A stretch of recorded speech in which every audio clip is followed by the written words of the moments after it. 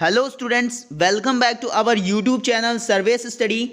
Students, आज हम आप सभी के लिए बहुत ही महत्वपूर्ण वीडियो लेकर आए हैं जो कि कक्षा 10 के विज्ञान विषय की वीडियो है। और बच्चों, आज हम यहाँ पे कक्षा 10 विज्ञान के बहुविकल्पीय प्रश्नों को हल कराएंगे जो कि आपकी बोर्ड परीक्षा 2021 के लिए बहुत ही महत्वपूर्ण है। तो सभी बच्चों से अनुरोध है कि वीडियो को थोड़ा सा भी स्किप नहीं करेंगे, वीडियो को एंड तक देखेंगे। और जो भी बच्चे हमारे चैनल पे नए हैं वो चैनल को सब्सक्राइब कर लेंगे, साथ ही साथ बेल आइकन को भी प्रेस कर देंगे ताकि इस तरह की इंपॉर्टेंट वीडियो का नोटिफिकेशन हमारे सारे बच्चों को सबसे पहले मिल जाए। तो बच्चों, हम स्टार्ट करते हैं अपना क्वेश्चन। यहाँ पे पहला प्रश्न दिया है बच्चों, कह रहा है कि दानेदार जस्ते पर तनु सल्फ्यूरिक अम्ल की अभिक्रिया कराने पर गैस निकलती है। बच्चों, बहुत ही महत्वपूर्ण प्रश्न है। कह रहा है कि दानेदार जस्ते मतलब कि जिंक की बात कर रहा है बच्चों, और जिंक की अभिक्रिया किससे कराने के लिए बोल रहा है? तनु सल्फ्यूरिक अम्ल मतलब कि H2SO4। सल्फ्यूरिक अम्ल का जो रासायनिक सूत्र होता है वो क्या होता है? H2SO4। इससे जब हम अभिक्रिया कराते हैं ना बच्चों, तो हमारा कौन सी गैस निकलेगी वही हमसे पूछ रहा है प्रश्न में। तो जब भी हम दानेदार जस्ते का अभिक्रिया तनु सल्फ्यूरिक अम्ल से कराते हैं तो जिंक सल्फेट बनता है। ठीक है बच्चों, क्या बनेगा? ZnSO4 बनता है। और इसी के साथ बच्चों हमारी हाइड्रोजन गैस रिलीज होती है, यहाँ से हाइड्रोजन गैस निकलती है बच्चों। क्यों ये बनता है? क्योंकि यहाँ पे जो जिंक होता है ना बच्चों, वो हाइड्रोजन से ज़्यादा क्रियाशील होता है, तो वो हाइड्रोजन को यहाँ से विस्थापित कर देता है और जिंक सल्फेट बनाता है और हाइड्रोजन गैस यहाँ से निकलती है बच्चों। तो इसका करेक्ट आंसर जो होगा, सही उत्तर क्या होगा बच्चों? Hydrogen gas. ठीक है, इसका पहला वाला ऑप्शन हमारा सही उत्तर है, हाइड्रोजन मीन्स हाइड्रोजन गैस। अगले प्रश्न पे चलते हैं बच्चों। अगला प्रश्न दिया है स्क्रीन पे, आप देख पा रहे होंगे। कह रहा है कि बिना बुझा हुआ चूना जल के साथ अभिक्रिया करके बनाता है। बिना बुझा हुआ चूना की अभिक्रिया जब जल से होती है तो वो क्या बनाता है बच्चों? यही हमसे पूछ रहा है। तो बिना बुझा हुआ चूना का जो रासायनिक सूत्र होता है कैल्शियम ऑक्साइड को बोलते हैं, मतलब CaO को। और इसकी अभिक्रिया जब हम जल मतलब कि H2O से कराते हैं तो ये क्या बनाता है बच्चों? ये हमारा बनाता है कैल्शियम हाइड्रोक्साइड। इसी को हम क्या बोलते हैं? बुझा हुआ चूना बोलते हैं। तो यहाँ पे जो सही उत्तर है वो कौन सा उत्तर है हमारा? बुझा हुआ चूना। तीसरा विकल्प हमारा सही है। यहाँ पे क्या बनेगा? कैल्शियम हाइड्रोक्साइड बुझा हुआ चूना। ठीक है बच्चों। अगला प्रश्न दिया है बच्चों, निम्नलिखित रासायनिक समीकरण अभिक्रिया को प्रदर्शित करता है। कह रहा है कि ये जो नीचे रासायनिक समीकरण लिखा हुआ है यह किस अभिक्रिया को प्रदर्शित करता है बच्चों, हमको बताना है। तो यहाँ पे अभिक्रिया में क्या हो रहा है बच्चों की अमोनिया जो है वो हाइड्रोक्लोरिक अम्ल से अभिक्रिया करके अमोनियम क्लोराइड बना रही है बच्चों। और हमने एक अभिक्रिया पढ़ाई थी जिसमें हमने बताया था कि जब भी दो तरह के अभिकारक आपस में अभिक्रिया करते हैं और एक अकेला उत्पाद बनाते हैं तो हम उस अभिक्रिया को क्या कहते हैं? संयोजन अभिक्रिया। तो बच्चों यहाँ पे कुछ ऐसी तरह की घटना हो रही है कि दो अभिकारक हैं हमारे पास, एक अमोनिया और दूसरा हाइड्रोक्लोरिक अम्ल, और ये दोनों ही अभिकारक आपस में अभिक्रिया करके एक अकेला उत्पाद बना रहे हैं अमोनियम क्लोराइड। तो ये कौन सी अभिक्रिया है बच्चों? संयोजन अभिक्रिया है। मतलब कि हमारा चौथा वाला विकल्प सही उत्तर है। ठीक है बच्चों, हम चलते हैं अपने अगले प्रश्न की तरफ। अगला प्रश्न दिया है प्रश्न यहाँ पे कि ऑक्सीकरण अभिक्रिया है। हमसे पूछ रहा है कि ऑक्सीकरण अभिक्रिया है कौन सी है। पहला उत्तर दिया है ऑक्सीजन का जोड़ना, दूसरा दिया है हाइड्रोजन का निकलना, तीसरा दिया है हाइड्रोजन का जोड़ना, और चौथा दिया है पहला और दूसरा दोनों। तो बच्चों हमने भी ये पढ़ाया था कि ऑक्सीकरण अभिक्रिया कब होती है? जब हमारा या तो ऑक्सीजन किसी भी पदार्थ में किसी भी अभिक्रिया में जुड़ता है। ठीक है, किसी भी अभिक्रिया में यदि ऑक्सीजन जुड़ता है किसी भी पदार्थ से, या फिर उसमें से क्या हो, हाइड्रोजन निकल रहा हो। ठीक है, हाइड्रोजन निकलता हो, या तो हाइड्रोजन निकलेगा तब ऑक्सीकरण होगा या फिर ऑक्सीजन जुड़ेगा तब ऑक्सीकरण होगा। तो यहाँ पे आप देख पा रहे होंगे कि पहला और दूसरा दोनों ही उत्तर सही है यहाँ पे। तो पहला और दूसरा दोनों, जो चौथा विकल्प दिया है वो हमारा सही उत्तर होगा। ठीक है बच्चों, हम चलते हैं अपने अगले प्रश्न की तरफ। अगला प्रश्न यहाँ पर दिया है स्क्रीन पर कि निम्नलिखित में प्रबल अम्ल है। हमको बताना है बच्चों कि ये जो 4 विकल्प दिए गए हैं इनमें से प्रबल अम्ल कौन सा है हमारा।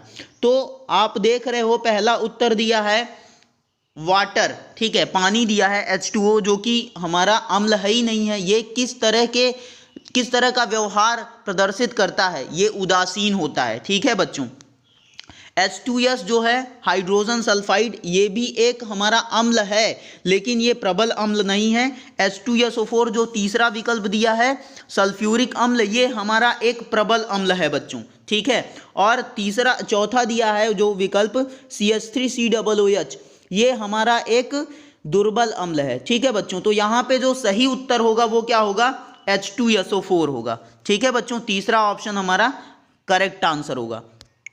हम चलते हैं अपने नेक्स्ट क्वेश्चन की तरफ। अगला प्रश्न है बच्चों, यहाँ पे स्क्रीन पे आप देख पा रहे होंगे कि हमसे पूछ रहा है H2S विलयन का पीएच।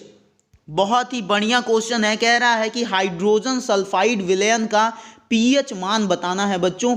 और हाइड्रोजन सल्फाइड बच्चों कैसा विलयन होता है, आप सभी को पता है कि यह कैसा विलयन है, अम्लीय विलयन है। ठीक है बच्चों, कैसा विलयन है, अम्लीय विलयन है। और अम्लीय विलयन का जो पीएच होता है बच्चों वो कितना होता है, 7 से कम होता है। ठीक है, 7 से कम होता है, मतलब कि 0 से 7 के बीच में होता है। तो यहाँ पे हाइड्रोजन सल्फाइड विलयन हमारा अम्लीय विलयन है, और अगर वह अम्लीय विलयन है तो उसका पीएच क्या होगा, 7 से कम होगा। तो यहाँ पे जो सही उत्तर होगा वो हमारा क्या होगा, तीसरा उत्तर हमारा सही होगा, 7 से कम। ठीक है बच्चों, हम चलते हैं अपने अगले प्रश्न की तरफ। अगला प्रश्न स्क्रीन पे आप देख पा रहे होंगे, दिया है कि वे पदार्थ जो जलीय विलयन में हाइड्रोनियम आयन देते हैं कहलाते हैं। हमको बताना है कि वो कौन से पदार्थ हैं, उनका नाम बताओ जो कि जलीय विलयन में हाइड्रोनियम आयन देते हैं। बच्चों, हाइड्रोनियम आयन का जो रासायनिक सूत्र होता है वो होता है H3O+। ठीक है, ये हाइड्रोनियम आयन का रासायनिक सूत्र है। तो हाइड्रोनियम आयन कौन देता है बच्चों, जो अम्ल होते हैं वो अपने जलीय विलयन में हाइड्रोनियम आयन देते हैं। या फिर आप यह भी कह सकते हो बच्चों कि जो अपने जलीय विलयन में हाइड्रोजन धनायन देते हैं वो भी अम्ल होते हैं। ठीक है बच्चों, या फिर कहते हैं कि जो प्रोटॉन देते हैं, और प्रोटॉन किसको बोला गया, हाइड्रोजन धनायन को ही प्रोटॉन बोला गया। ठीक है बच्चों, हम चलते हैं अपने अगले प्रश्न की तरफ। अगला प्रश्न स्क्रीन पे दिया है, आप देख पा रहे होंगे कि एल्केनों का सामान्य सूत्र है। हमसे एल्केनों का सामान्य सूत्र पूछ रहा है, बहुत ही महत्वपूर्ण प्रश्न है बच्चों आपके बोर्ड परीक्षा के लिए। तो इसका जो सही उत्तर होगा बच्चों वो क्या होगा, एल्केनों का सामान्य सूत्र कौन है, इसमें जो पहला उत्तर है, पहला विकल्प है CnH2n+2, यही हमारा सही उत्तर है बच्चों। एल्केनों का सामान्य सूत्र CnH2n+2 होता है। यहाँ पे हम देख लेते हैं कि जो दूसरा उत्तर है हमारा विकल्प है वो किसका सामान्य सूत्र है, वो है एल्कीन का। एल्कीन का सामान्य सूत्र हमारा दूसरा है। और तीसरा जो यहाँ पे विकल्प दिया है बच्चों CnH2n-2, ये किसका सामान्य सूत्र है बच्चों, ये हमारा है एल्काइन का। किसका, एल्काइन का सामान्य सूत्र है बच्चों। और यहाँ पे ये जो चौथा ऑप्शन दिया है ये हमारा किसी का सामान्य सूत्र तो नहीं है, लेकिन C2H4 क्या होता है बच्चों, ये हमारा एल्कीन होता है। ठीक है, या एथीन बोल सकते हो इसको। ठीक है, यहाँ पे 2 कार्बन है हमारे। ठीक है बच्चों, इसके बाद बच्चों हम चलते हैं, तो इसका बच्चों जो सही उत्तर है वो कौन सा है, CnH2n+2। हम चलते हैं अपने अगले प्रश्न की तरफ। अगला प्रश्न यहाँ पर दिया हुआ है बच्चों कि असंतृप्त हाइड्रोकार्बन है। बहुत ही बढ़िया प्रश्न है बच्चों, बहुत ही महत्वपूर्ण है आपके बोर्ड परीक्षा 2021 के लिए, तो थोड़ा सा भी मिस मत करिए आप। कह रहा है कि असंतृप्त हाइड्रोकार्बन है। असंतृप्त हाइड्रोकार्बन का मतलब क्या होता है बच्चों, थोड़ा सा हम इसको समझ लेते हैं। असंतृप्त हाइड्रोकार्बन वो होते हैं जिनमें या तो द्विबंध होता है, द्विबंध, और या फिर त्रिबंध होता है। ठीक है, या तो डबल बॉन्ड होगा या फिर ट्रिपल बॉन्ड होगा, उसको हम क्या बोलेंगे, असंतृप्त हाइड्रोकार्बन। तो यहां पे कौन सा असंतृप्त हाइड्रोकार्बन है हमारा, असंतृप्त हाइड्रोकार्बन की अगर हम बात करेंगे तो यहां पे द्विबंध किस में होगा बच्चों, द्विबंध हमारा ना तो मेथेन में होगा, ना तो एथेन में होगा, ना तो एथिल अल्कोहल में होगा। तो किसमें द्विबंध होगा बच्चों, हमारा एथीन में हमारा द्विबंध होगा। तो इसका सही उत्तर कौन सा है, एथीन है। और अगर एथीन का हम थोड़ा सा रासायनिक सूत्र यहाँ पर देख लें तो क्या होगा बच्चों, देख लेते हैं।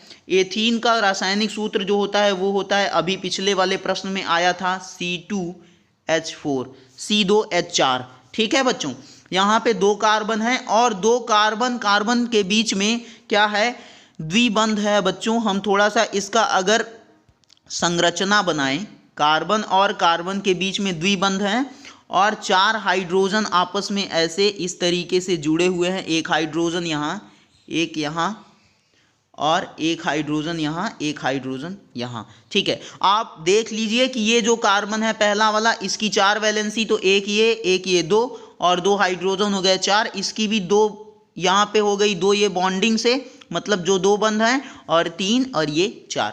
तो यहाँ पे जो सही उत्तर है हमारा असंतृप्त हाइड्रोकार्बन है कौन सा, एथीन है। ठीक है बच्चों, अगले प्रश्न पर चलते हैं हम। अगला प्रश्न स्क्रीन पर दिया हुआ है बच्चों, कह रहा है कि वह धातु जो कमरे के ताप पर द्रव है।